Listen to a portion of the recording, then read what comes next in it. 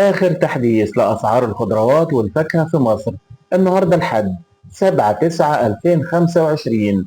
طبعا سادت حالة من الثبات في أسواق الجملة النهاردة للخضروات والفاكهة، وطبعا هنقول لحضراتكم آخر تحديث للأسعار. وهنبدأ بأسعار الخضروات النهاردة.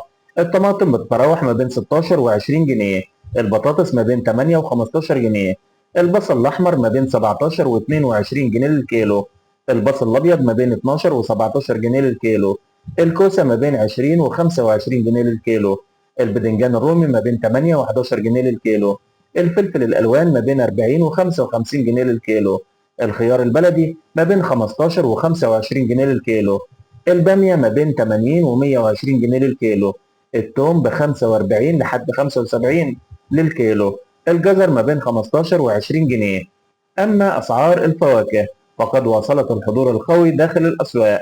الموز بيتراوح ما بين 25 وحتى 45 جنيه، الرمان ما بين 30 و40 جنيه، الفراولة ما بين 40 و50 جنيه، الجوافة ما بين 20 وحتى 45 جنيه، التفاح البلدي ما بين 45 و60 جنيه، التفاح المستورد من 60 ل 80 جنيه، العنب من 60 ل 80 جنيه، البرقوق بين 100 و 150 جنيه، المشمش ما بين 120 و 150 جنيه، البطيخ والكنتالوب ما بين 12 و20 جنيه للكيلو، ليظل الخيار الأكثر انتشارا والأقل تكلفة.